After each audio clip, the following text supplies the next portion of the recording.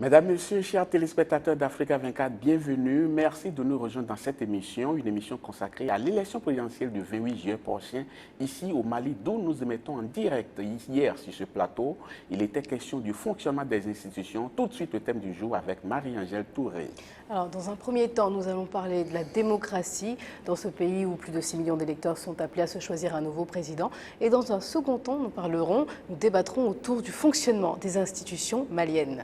Nouveaux débats, nouveaux invités, ils sont déjà avec nous sur ce plateau. Marie-Angèle, est-ce qu'on peut les connaître? Oui, commençons tout d'abord avec vous. Ahmed Sow, vous êtes candidat du RTD, le Rassemblement travailliste pour le développement, à cette élection présidentielle. Ravi de vous accueillir. Merci. Bienvenue à vous également, maître Mohamed Ali Batili. Vous êtes représentant du candidat Ibrahim Boubacar Keïta du RPM, le Rassemblement pour le Mali. C'est bien ça, merci. Et enfin, bienvenue à vous, Robert Abdoulaye Koné. Vous êtes représentant de Jamil Bitar, qui est candidat à cette élection présidentielle, candidat de l'UMAM, l'Union des mouvements et alliances pour le Mali. C'est bien ça.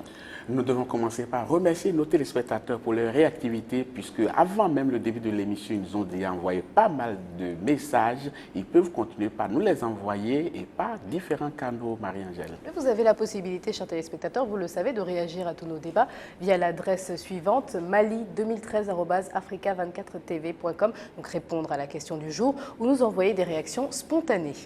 Démocratie et fonctionnement des institutions, c'est le thème du jour. On va d'abord, dans un premier temps, parler de la démocratie. Et la première question, justement, s'adresse aux candidats que nous avons sur ce plateau. Le Mali, pendant longtemps cité comme un modèle de démocratie. Mais j'allais vous demander, mais sur quoi reposait ce modèle dont on parlait là? Est-ce que c'était un vrai modèle ou bien c'était une farce, en fait? Bon, je crois qu'il faut faire une distinction entre, je dirais, la démocratie et la bonne gouvernance, même si c'est supposé que ça pourrait aller de pair, mais ce n'est pas forcément le cas. Mais je dirais quand même que le Mali a réalisé depuis 2002 des grandes avancées en matière de démocratie. Je dirais même une démocratie apaisée. Nous avons connu des élections régulièrement, sans que cela ne dégénère comme on a pu le constater dans certains pays.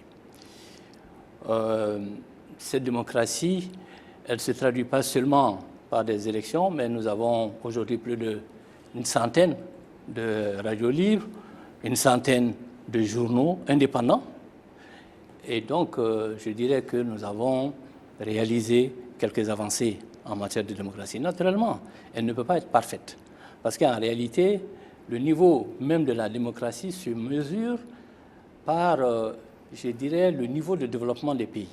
On ne peut pas éluder la question. Pourquoi? Parce qu'en réalité, quand le combat politique devient un combat pour simplement s'assurer une certaine existence, il devient un combat âpre. Il devient un combat, je dirais, sans cadeau.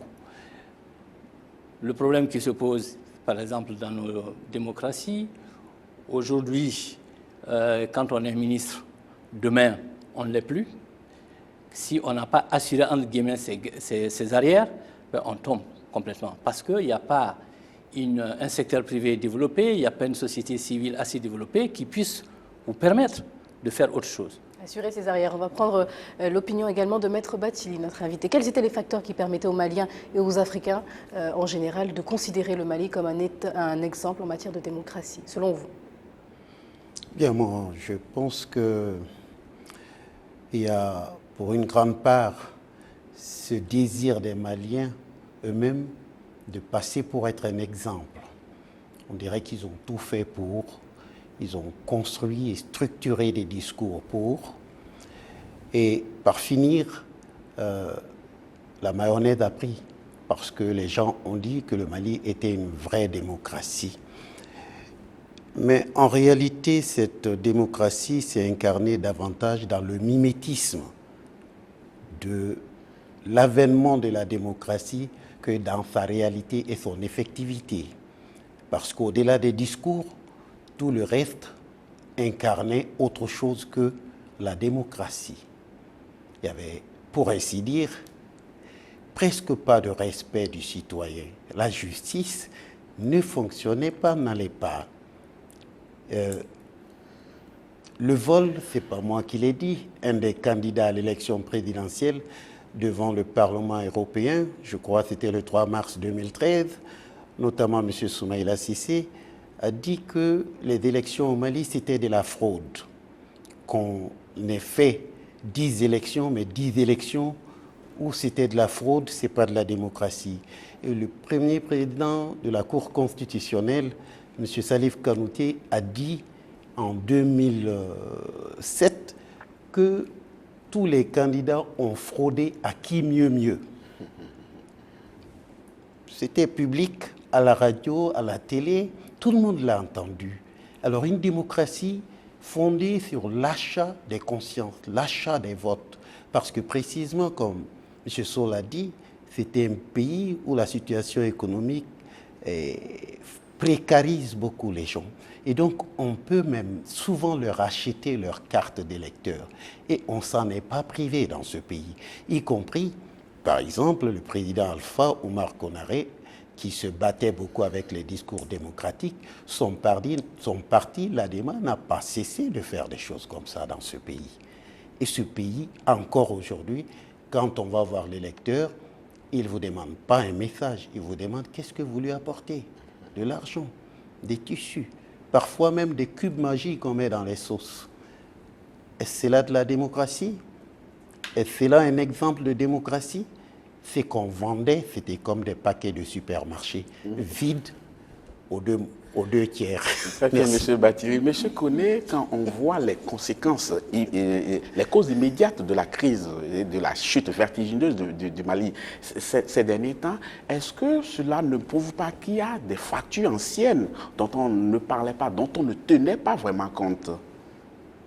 Bien, donc par rapport à ce que vous venez de dire tout à l'heure, la démocratie au Mali, c'est en fait une démocratie de façade.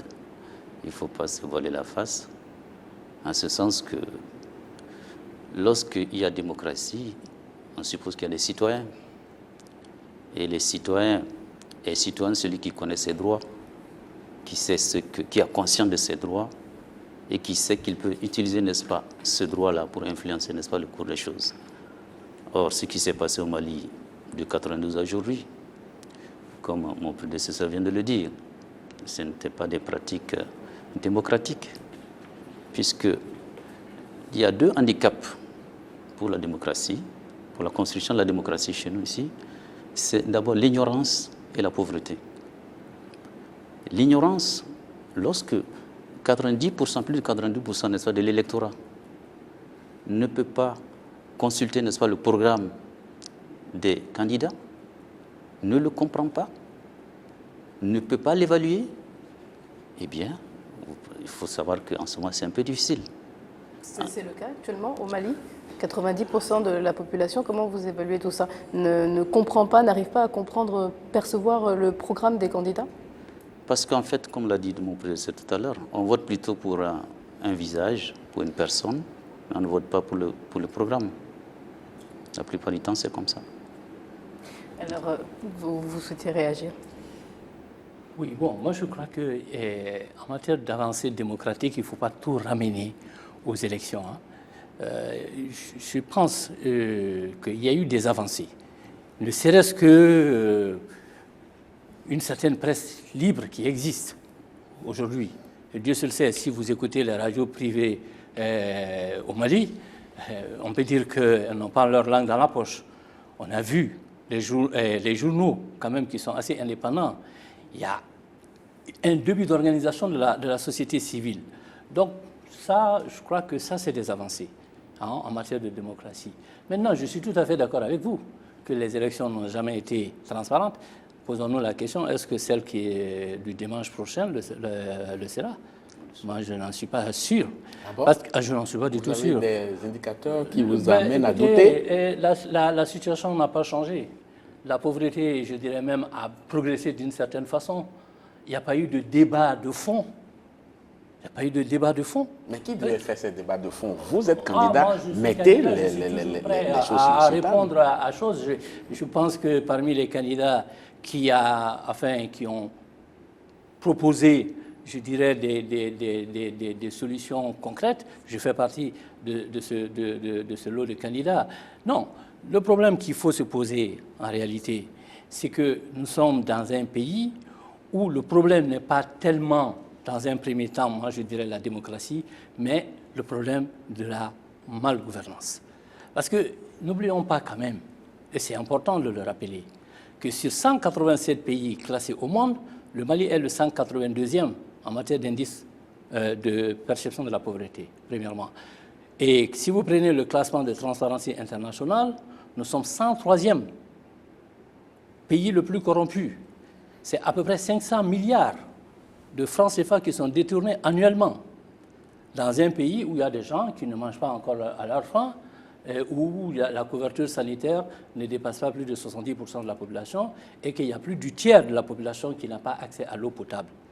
Et quand on regarde cela, quand on voit tout cela, et qu'on regarde tout ce qui a été dépensé pour ces élections, cet étalage.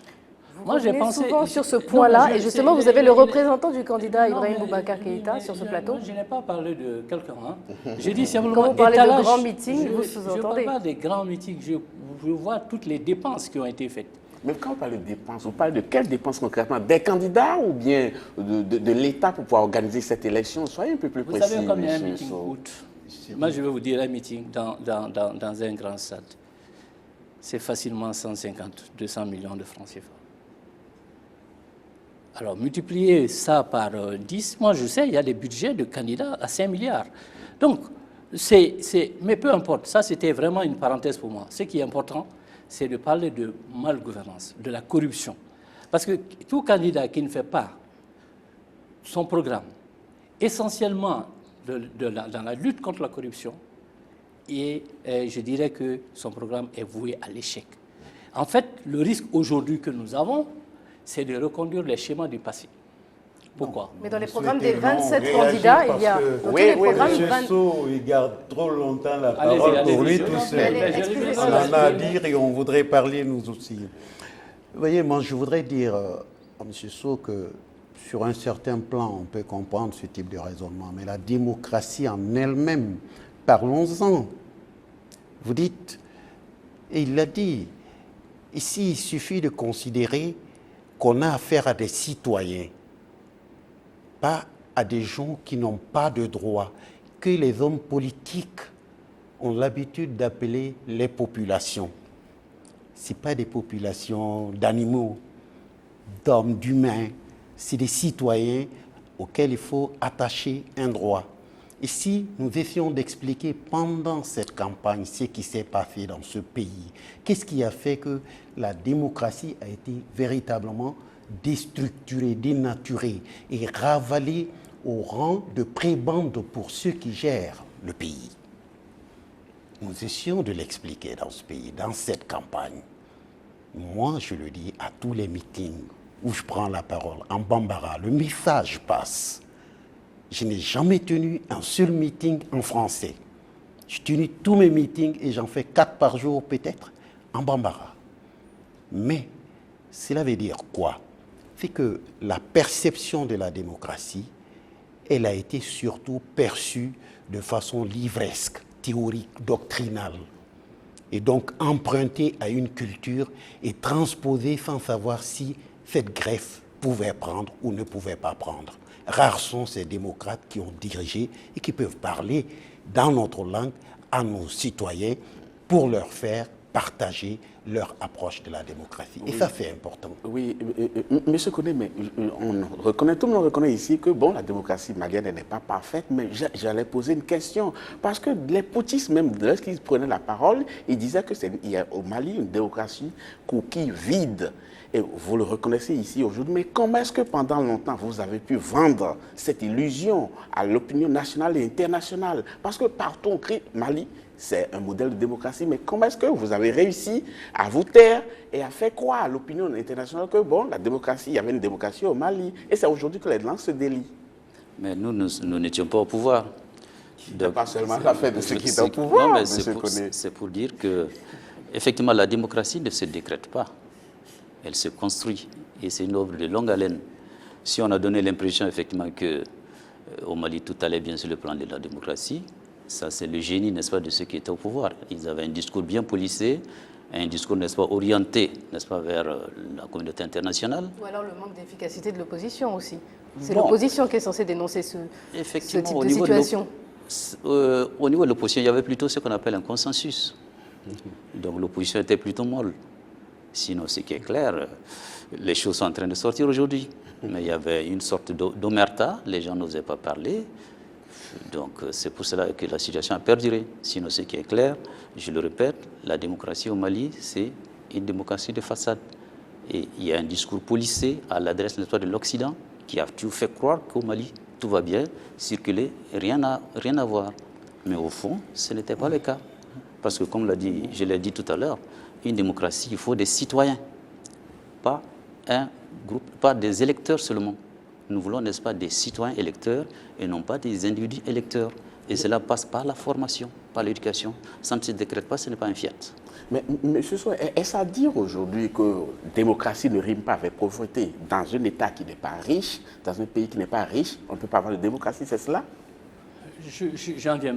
Pour la petite parenthèse, nous faisons tous nos discours en bambara. Parce que c'est là où on prend le plus je dirais, d'électeurs. Donc, pour simplement relever, pour faire cette remarque. Écoutez, c'est vrai que ce débat semble choquer. Je crois que c'est Chirac qui avait dit en son temps que l'Afrique n'était pas mûre pour la démocratie, et il y avait eu une levée de boucliers, et les gens s'étaient beaucoup offusqués de ces propos-là. Mais ce qui est sûr et certain, quand on regarde l'évolution des sociétés, on se rend compte quand même qu'il y a une sorte de parallélisme entre l'évolution de l'État, de la société civile et de la démocratie. C'est un parallélisme qui était établi. Pourquoi? Et ça fait d'ailleurs que la démocratie, elle peut être mieux expliquée, mieux acceptée lorsqu'on a atteint un certain niveau de développement. Aujourd'hui, si j'étais député en France, je peux être battu, ce n'est pas un drame, parce que je peux reprendre mon cabinet d'avocat. Ou bien je peux reprendre mon poste de professeur à l'université. Mais pourquoi c'est pas possible? Attendez, ici, ce qui se passe, regardez comment ça se passe. Je vais vous expliquer le système rapidement, si vous me donnez 2 minutes. Nous avons... Allez-y rapidement. Alors, c'est pas rapide, ok. Alors, déjà, pour vous dire qu'on va reconduire exactement les mêmes schémas que le passé, et que le risque est que cette fois-ci, on aille dans le mur, et je m'expliquerai là-dessus. C'est qu'on a déjà commencé des alliances, n'est-ce pas? Il y a 2 grands blocs. Bon.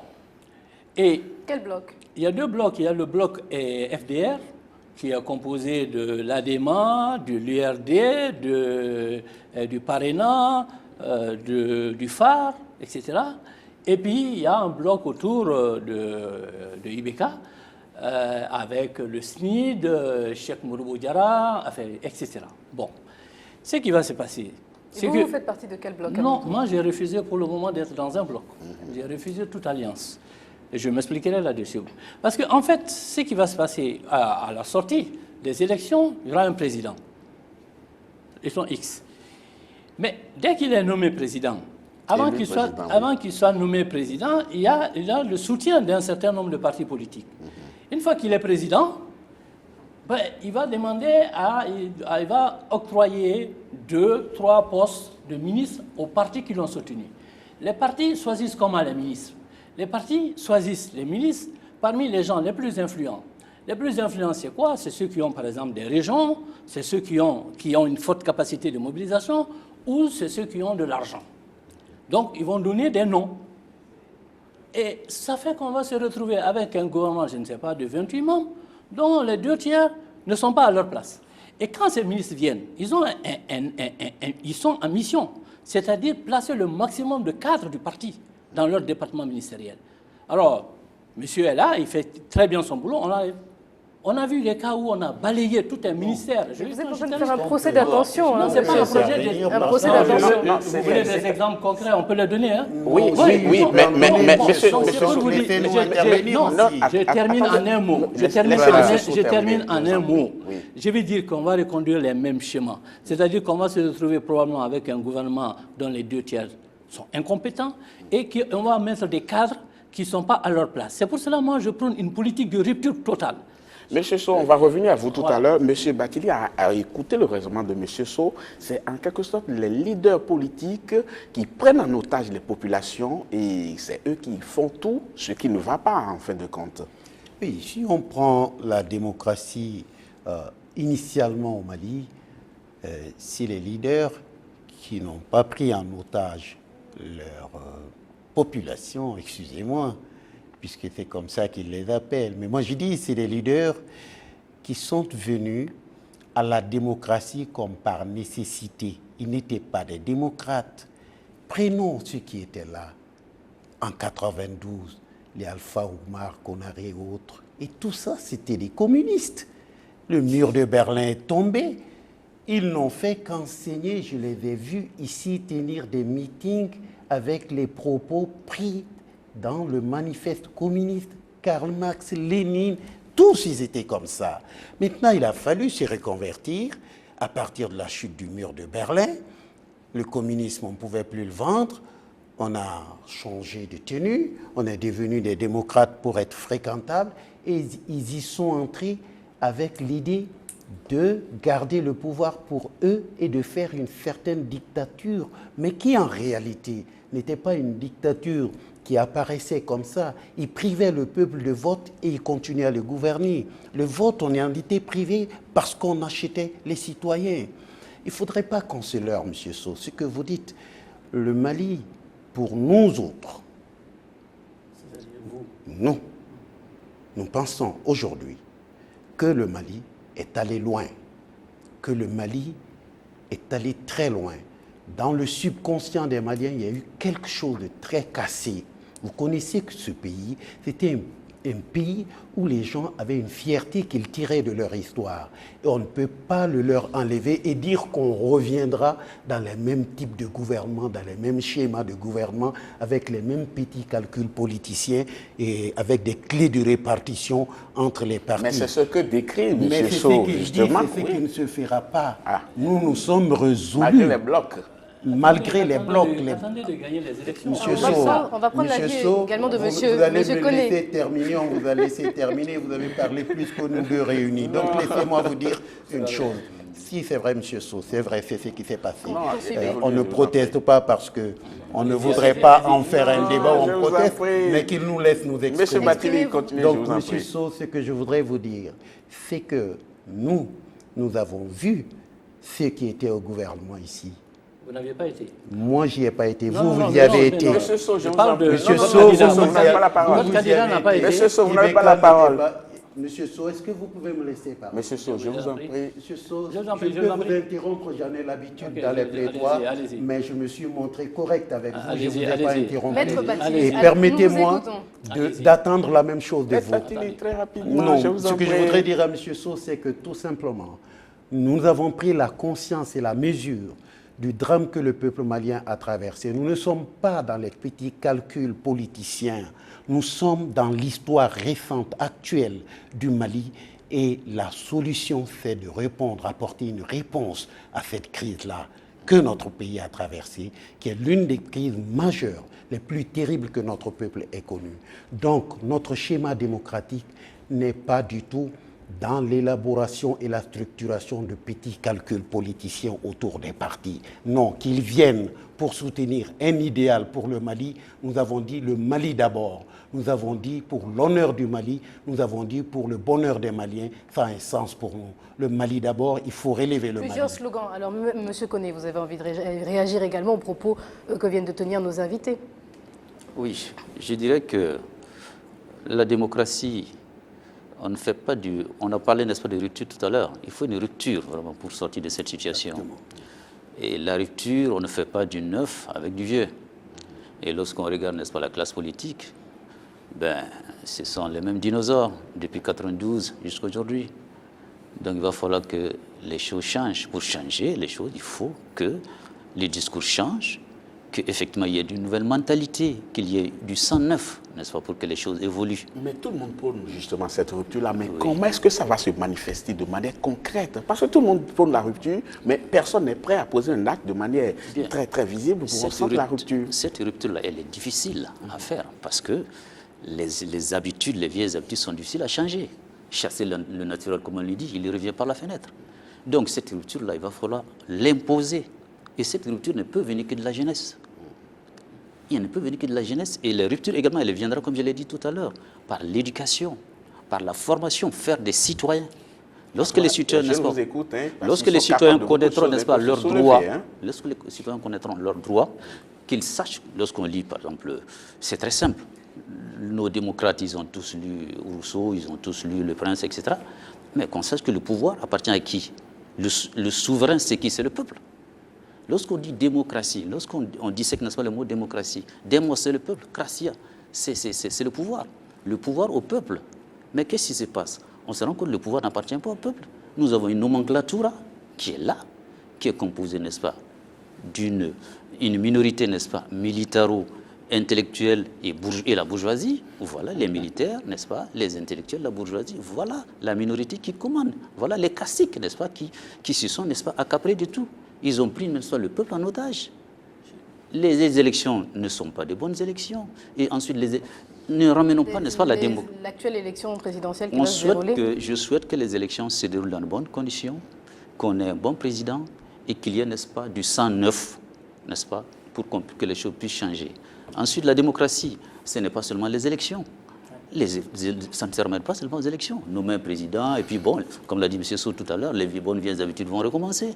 Non, il faut une rupture. Et cette rupture-là, elle ne peut venir que du peuple et de la jeunesse. Donc il faut un changement générationnel. Très bien. Voilà Monsieur Sow, justement, vous avez mis en cause les blocs qui se créent, mais les blocs se créent de manière naturelle, par consensus. Non, c'est des calculs politiciens. Et ce qu'il dit, ça ne tient pas. Quand vous avez des blocs avec des programmes contradictoires et vous recevez tous ces gens-là, vous devez regarder votre plateforme et vous dire, bon, voilà, tel parti veut nous rejoindre. Est-ce que sa plateforme est conforme à la nôtre et discuter et accepter. Mais aujourd'hui, vous essayez de ratisser large.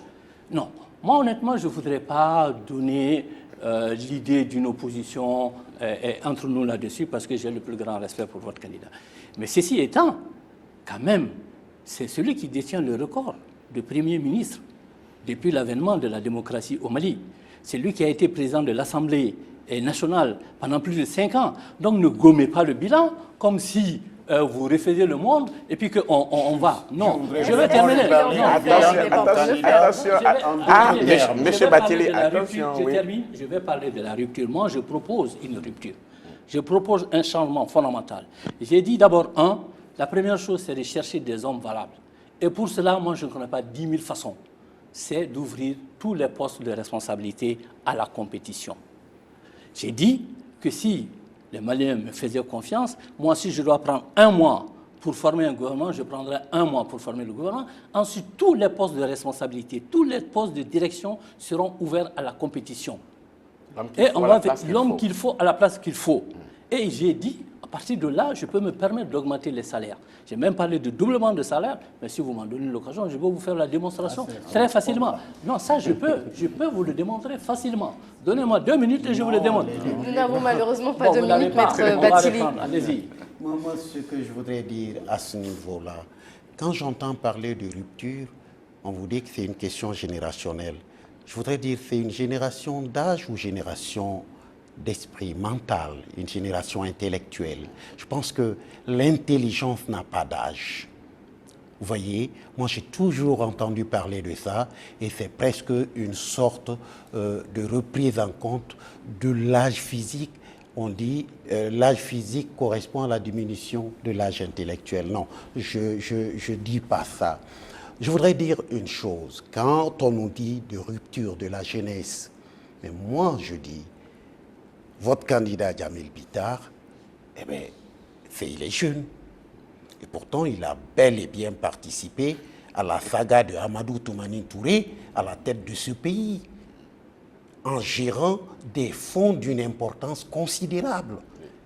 Et qu'est-ce que ces fonds étaient devenus? C'était là pour créer des emplois pour les jeunes. Les fonds trieux et tout. Où c'est parti? Les jeunes, rien n'a été fait. Et lorsqu'on a voulu contrôler ces fonds par le vérificateur, ils ont pris un avocat pour dire on ne les contrôle pas. Et pourtant, c'était une délégation de fonds publics à la Chambre qu'il gérait. Donc ce n'est pas parce qu'il est jeune qu'il n'a pas participé à cette saga de la démolition économique du Mali. Mettons les choses au point, s'il vous plaît. Je n'ai pas fini et je voudrais répondre en un mot. Finissez là-dessus, je vous en prie. En un mot sur le bilan. Oui. Moi, je vais vous dire, lorsque Ibrahim Boubacar Keïta devenait Premier ministre, le Mali était au bord de la rupture totale. 2 premiers ministres avaient jeté l'éponge en 18 mois et on ne savait pas où le pouvoir se trouvait. C'était dans la rue. C'est lui qui a ramené le pouvoir dans les institutions. Oui. Je vais vous le dire, et en tant que président de l'Assemblée nationale, il a quand même rejeté les accords d'Alger. Et si on devait mettre chaque homme à sa place selon ce qu'il mérite, je crois que M. Sow ne serait pas ministre dans les gouvernements du Mali. M. Bathily, il est l'heure de lancer le journal de campagne, mais avant, on va permettre quand même à M. Koné de réagir. Bien sûr. Ben, je dois réagir, je ne peux pas laisser dire ce qui a été dit tout à l'heure par rapport à mon candidat. Moi, je trouve que le candidat Jamil Bitar, c'est un candidat qui est jeune, c'est vrai. Il a des idées, mais il n'est pas dit que les gens qui sont beaucoup plus âgés n'ont pas de bonnes idées. On n'a jamais dit que la capacité intellectuelle diminue en fonction, n'est-ce pas, de l'âge. Non, on peut être jeune, comme dirait l'autre dans la chanson je pense de Michel Sardou, on est jeune jusqu'à 77 ans. Je veux dire qu'il faut avoir des idées neuves. Or, la classe politique telle qu'elle est actuellement, comme je l'ai dit, j'utilise le mot classique, les classiques ont les mêmes réactions. C'est des réactions, n'est-ce pas, de survie, d'autodéfense. Donc, il faut que les choses évoluent. Voilà, c'est ce que j'avais ajouté par rapport à cela. Je vous en prie, M. Sow, nous allons quand même essayer de prendre connaissance des nouvelles du terrain par rapport à la campagne électorale qui se déroule. Nous avons posté nos envoyés spéciaux un peu partout, dans les 4 coins du Mali. Écoutez ceux qui nous ont ramenés du terrain.